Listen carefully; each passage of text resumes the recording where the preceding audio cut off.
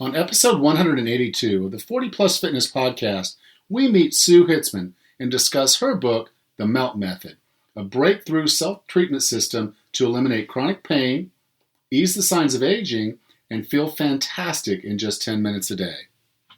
You can find the full show notes for this episode at 40plusfitnesspodcast.com/182.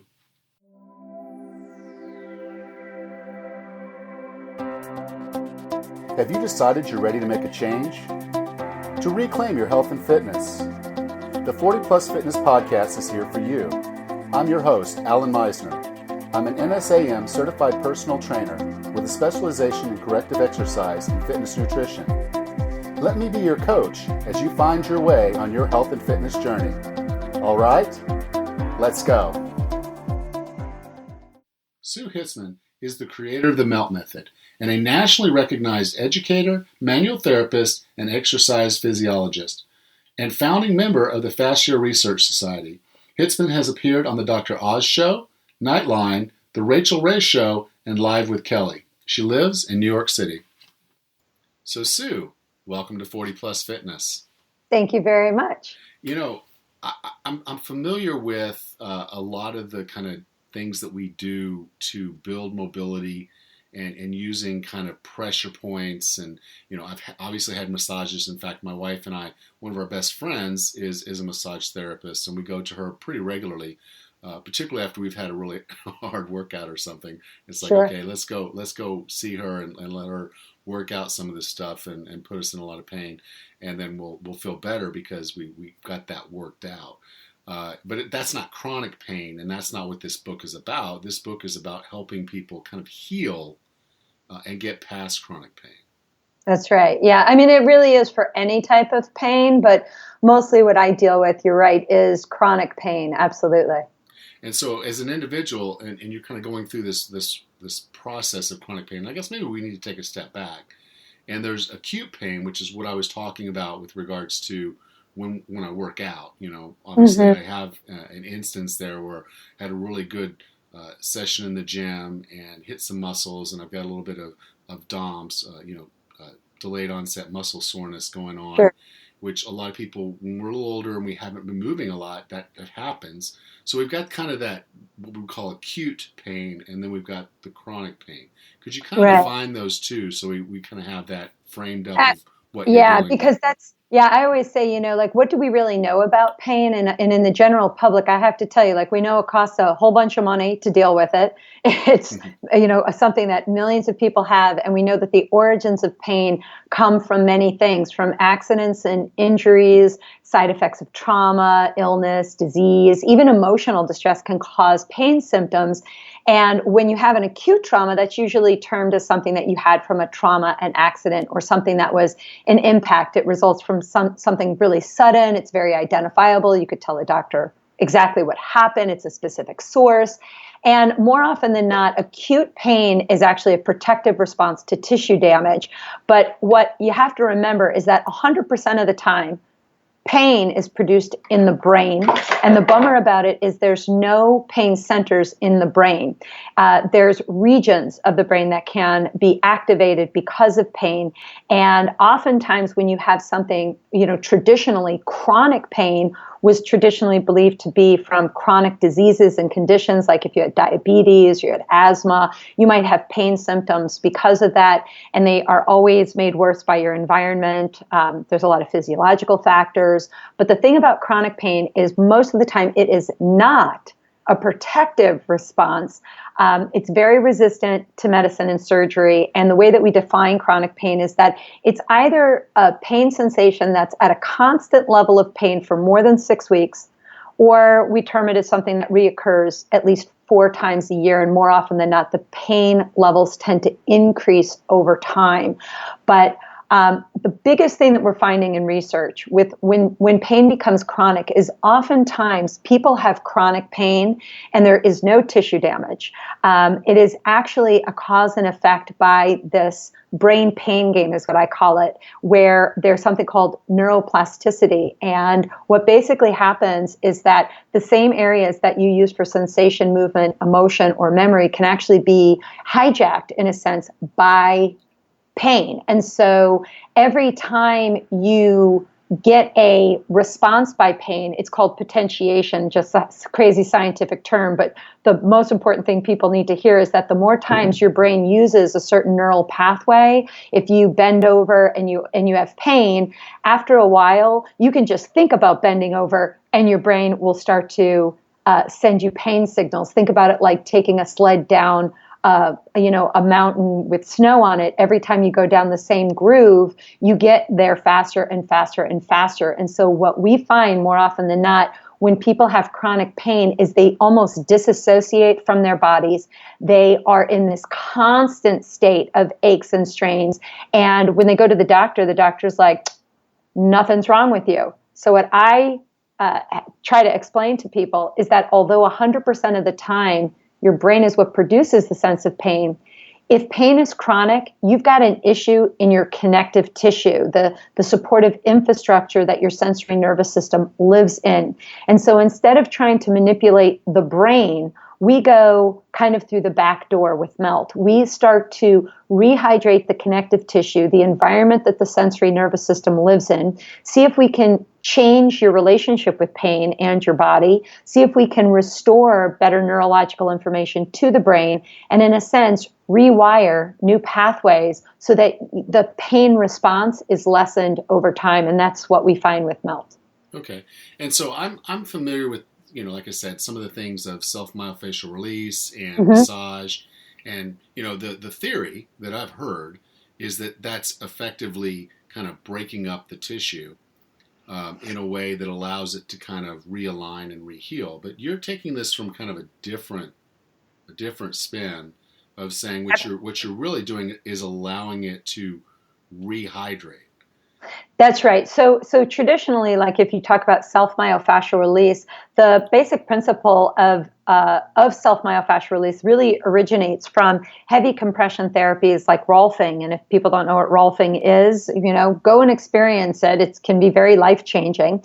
But the uniqueness about doing hands-on therapy is that you have a qualified practitioner who knows what they're doing.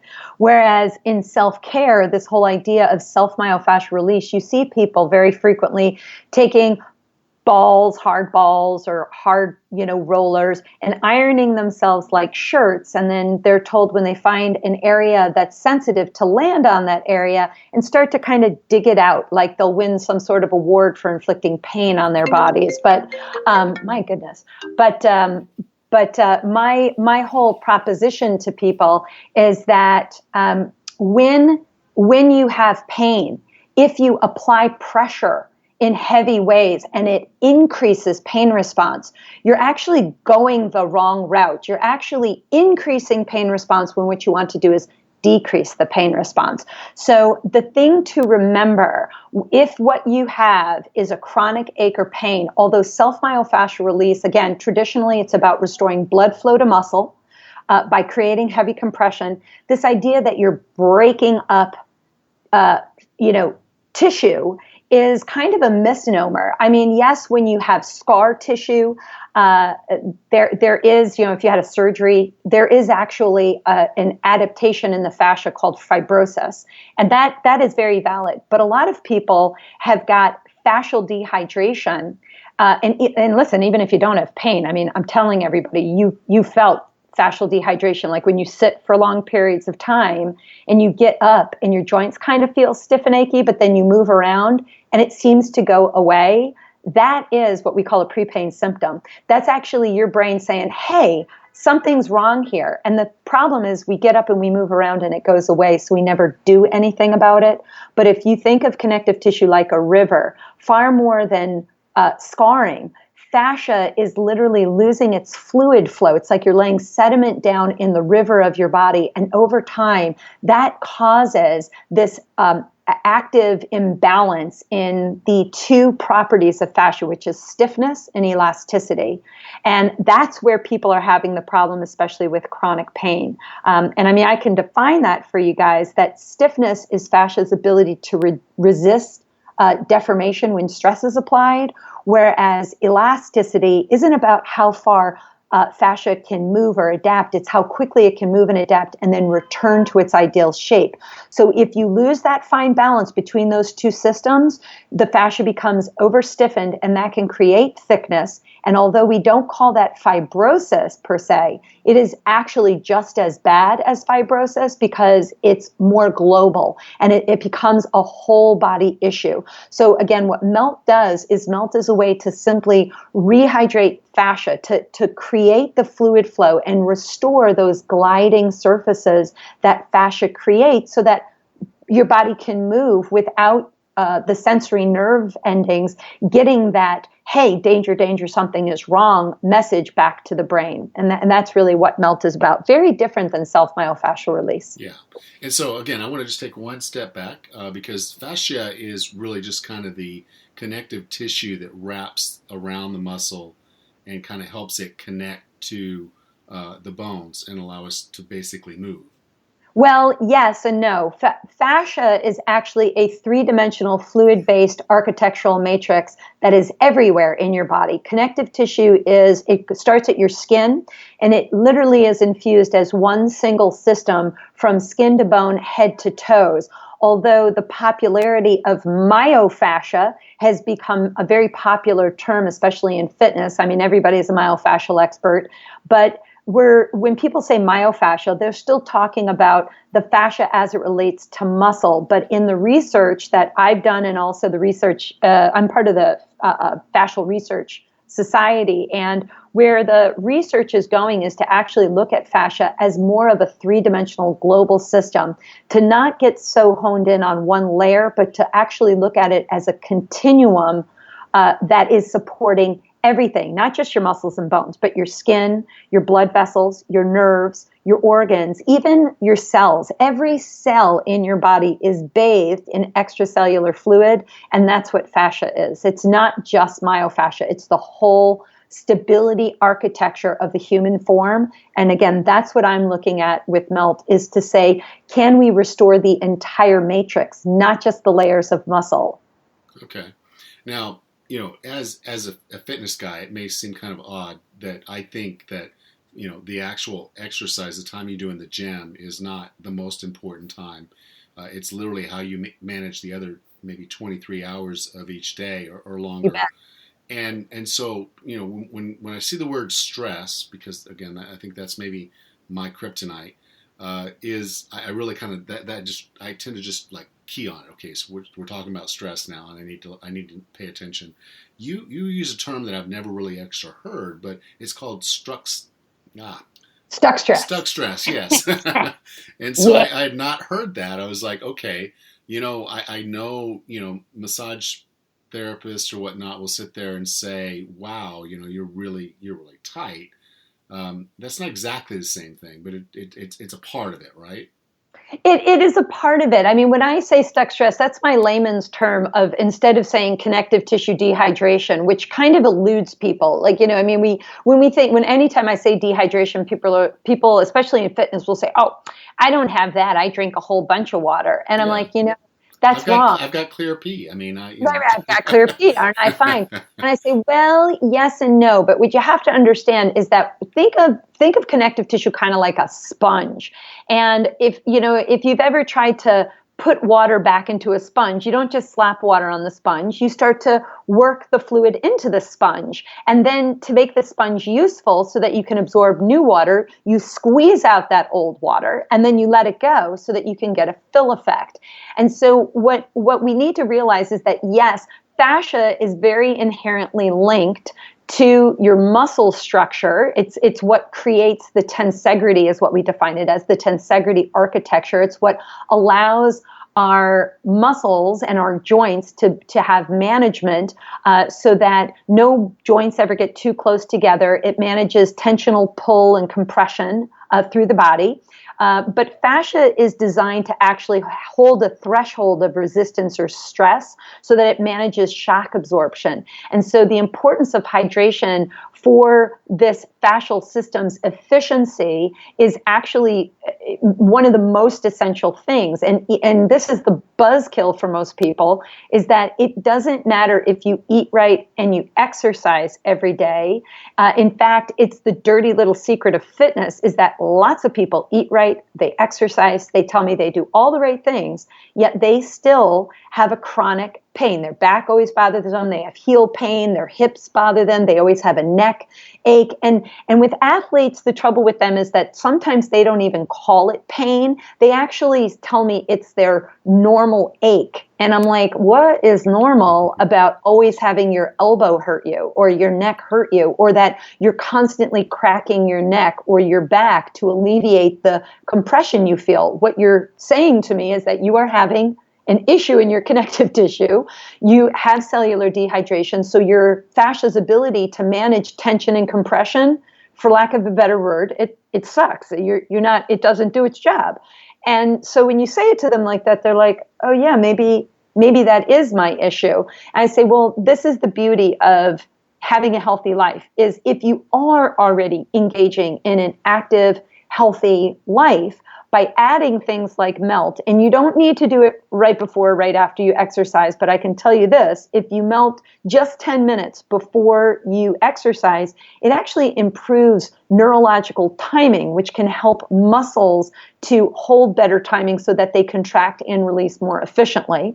And for those of us who engage in like running, or you do some sort of cardiovascular work where you're doing a repetitive motion for a long period of time, if you melt afterwards, it reduces some of that negative compression that you get in your joints from all the impact that those types of sports or movements create. So it doesn't replace anything. If you said it at the beginning that, you and your wife do a lot of exercise, and you also then get a massage because sometimes you have what you called DOMS, delayed onset muscle soreness. And I would like to change your thinking, Alan, and say maybe you have DOFS. You have delayed onset fascial soreness. And so what you're saying is that when you exercise, you're actually pulling the fluid out of the fascia.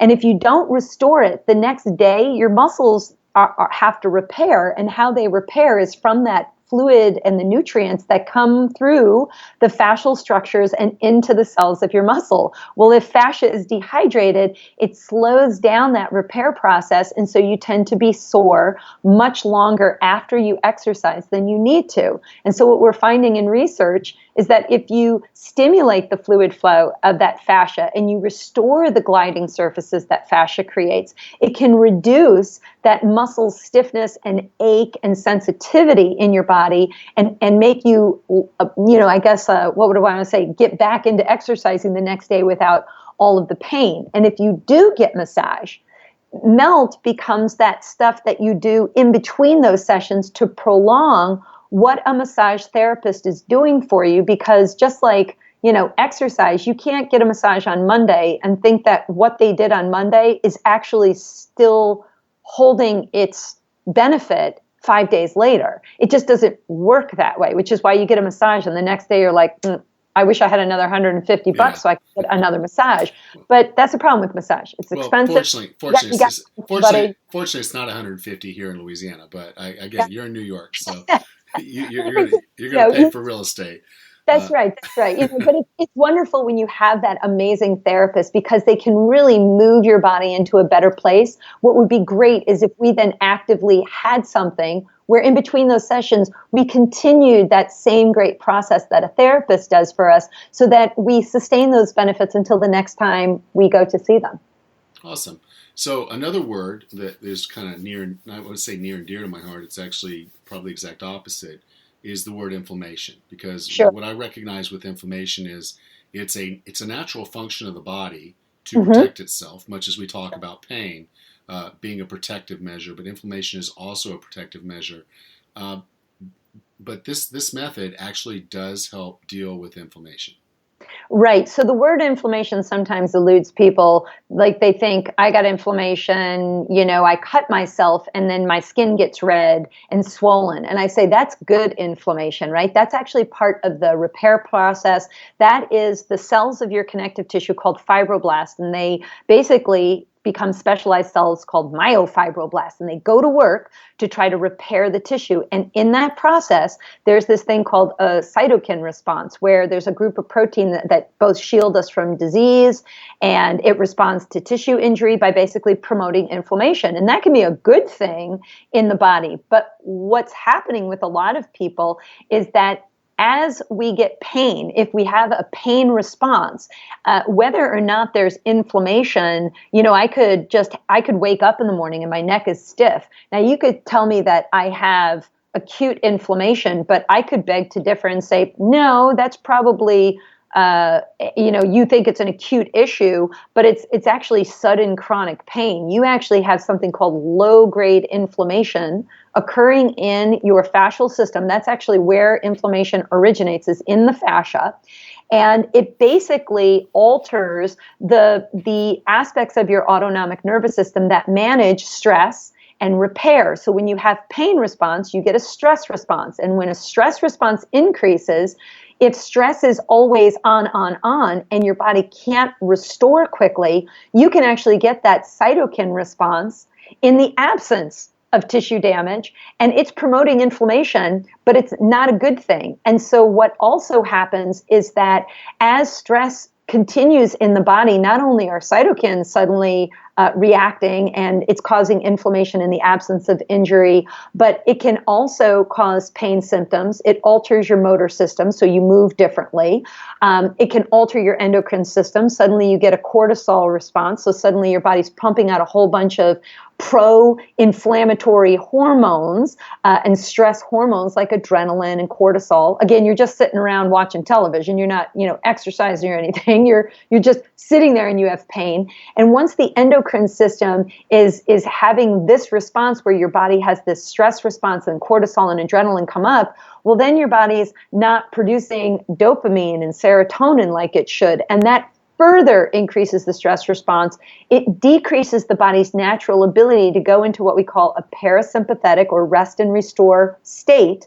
And that can alter your immune system. Now, suddenly, you get sick for no reason. You suddenly have a hard time managing digestion because if the stress and restore regulators don't work, now your enteric nervous system, your gut regulating system, gets all out of whack. And now you've got imbalances both posturally and muscularly, but now you have digestive issues, you have food intolerance, you don't have proper absorption, transportation, or the nutrients that are supposed to be transported don't break down. You don't have cell proliferation. It decreases your ability to excrete waste. So now you got waste accumulation, and that results in even more inflammation and toxicity. So to go back to that concept of water, even if you drank all the water in the world, if your fascia is in this stiffened, dehydrated, and again, low-grade inflamed state, you just drink more water, you just stress out your gut even more, because even a water molecule needs to be broken down,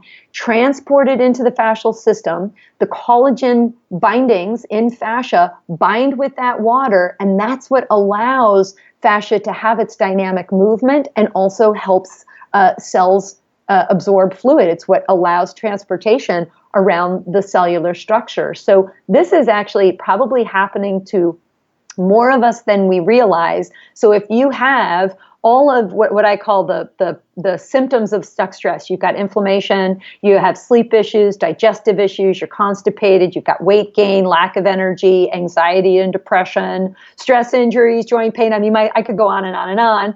That those are the signs that your connective tissue is having a serious issue. And if you don't treat the fascial system, your gut is going to pay the price. And then if you go after the gut, where you try to change your diet, and that's where you start, you're not really fixing the cause of the inflammatory response. You're more just treating another symptom. So in combination with good food, less sugar in your diet, less gluten in your diet, more good fiber, better greens, all of these things that we can do to improve our diet, we then want to care for this fascial system so that the stability architecture for all of our systems is present so that the stress regulator can get knocked down. We get a better night's sleep. the restore regulators come back up on track, and then your pain symptoms decrease. And again, that can also reduce inflammation. Awesome. So now you developed the MELT method, and that's an acronym. I'll let you explain the acronym. Sure. But it's built on kind of what you call 3 R's. Or 4 Four. R's. I'm sorry, 4 R's. Yeah, because not. I was going to try to do something with the whole going to school, but that didn't play off very well. So my joke just died. But anyway, it's 4 R's. And so could you kind of take us through just the acronym of MELT that you put together, and then take us through the 4 R's? Well, actually, when I first created MELT, it was in 2004. I had been teaching this to my clients, and I knew I had something. And so when I started teaching the class, I coined the term MELT, and it did have periods, and it stood for myofascial energetic length technique. And over the years of developing the techniques, which then culminated into this full breadth of the MELT method, we lost the periods. And really what MELT stands for is a way to take a stiff, unresponsive system and restore its fluid state, its fluid flow, its mobility, and its stability. So what I developed was what I called the 4 R's of MELT: reconnect, rebalance, rehydrate, and release. And this is basically the protocol to help you restore the fluid flow of your connective tissue and get your nervous system back on track, get the stress regulator to decrease in its tone, improve the restore regulator, and get the gut regulator back into balance. So I always say MELT, although it rehydrates connective tissue, it's a way to improve neurological efficiency. That's really the goal of MELT. So what I found with my clients was that when I started developing the techniques, people who are in chronic pain, they are afraid to do something for themselves because they're afraid they're going to make it worse. And so I had to come up with a way to get my clients to actually identify what was causing their problems. Rather than focusing on where they had pain, I needed them to identify the imbalances that I felt in my hands and tried to describe that to them. And so with the reconnect techniques, I basically teach people how to identify where stuck stress is living in your body. And that way you can draw your attention to those 4 common imbalances in the body that I identify and see how many you have, instead of focusing on where you have pain. And that's a really huge piece of MELT, because most people, when they're in pain, they want to chase their pain or go right after it. So with reconnecting, you start to identify where real problems are rather than where the pain symptoms are. And then I teach people how to neurologically help their nervous system, their autonomic nervous system, regain balance with rebalancing techniques. And that's a simple way to help the stress regulators quiet down and help the restore regulators come back up online. And in the MELT Method book, there's an entire chapter devoted to the rebalancing effect and what it is. And then there's a rebalancing sequence in the MELT Method book that you can learn how to do, where you just basically lie on this soft roller and you do really simple moves like a little rocking. You learn how to move your pelvis in a specific way. And it's basically a way to stimulate the neurological core reflex and move your diaphragm. And it sounds really technical, but it's actually a very easy 10-minute treatment that you can do to yourself every day. And then the rehydrate techniques are ways to utilize tension or compression techniques. So we do, again, if you've used a foam roller, the idea of just rolling on your body isn't sufficient to restore fluid flow. So I created this language called gliding, shearing, and rinsing, which is basically from hands-on body work to explore tissue with gliding, identify where barriers or areas of fascial dehydration or tackiness is living, how to shear the fascial tissue to stimulate those cells to create reaction through local compression forces, and then how to rinse the fluid to create the global fluid exchange and restore what I call tensional energy, or the fluid flow of the connective tissue. And we also teach people how to do 2-directional lengthening techniques, which is a little different than stretching. It's a way to cause 2-directional compression and pull to the fascial continuums, what we call meridians, to then again improve the elastic recoil of fascia's ability to return to its ideal shape. And so they learn those types of techniques. And then I also teach people how to decompress the primary and secondary spaces of their body, their neck, their low back, their hands, and their feet, to basically just improve mobility of those primary spaces, because, most people have got either neck pain, back pain, or their hands and feet are killing them. And I always say, for all the time we spend trying to make our legs leaner and our butt more lifted, we should spend some time taking care of the most used parts of our body, because when we're 80, we are not going to care so much about our butt. We're going to care about getting our butt up off of a chair and walking around. And so you want to preserve those joints that tend to get full of dehydration and stiffness so that your joints move more appropriately. Okay. So the book's called The Melt Method, and this is actually the revised edition. The original edition was a New York Times bestseller, so congratulations on that. Thank you. If someone wanted to learn more about the Melt Method or get the book, where would you like for me to send them? Well, I would love for them to go to meltmethod.com. There they can learn more about the method. And if you click on Learn on the website, you are going to find an entire community of like-minded melt professionals who teach classes. So you guys who are skeptical about buying products and doing things on your own, or you do have chronic issues, we have melt instructors who teach classes. There are 1,300 instructors worldwide. And in the new edition of the Melt Method book, it's a 30,000 word change in the book, because I changed the circumference of the roller to a 5-inch roller, and that changed a lot of the directions of the techniques. And we also put our low back pain research paper in the book as well. So for people who suffer with low back pain, they can actually learn exactly what the protocol is for that, as well as many other disorders and diseases. So go to Melt Method. You can buy the products there, but I would encourage you to click on Learn Melt. We do trainings and workshops and ongoing classes. So I would put your information in, put your zip code in, and see if there's an instructor near you, and just experience it. Because I always say people melt once and they want to melt every day, because you make these instant changes in your body. But the beauty is, just like an anti-inflammatory, if you continue to do it day after day and you spend 10 minutes a day caring for your connective tissue, it is the lasting benefits that you can create for your body, so that you feel like you can live a more active, healthy, pain-free life. Awesome. So this is going to be episode 182. So you can go to 40plusfitnesspodcast.com/182 to find the show notes, and I'll have all the links there along with the link to the book. So Sue, again, thank you so much for coming on 40 Plus Fitness. Really glad to have you here tonight. Thanks so much for having me. I really appreciate it.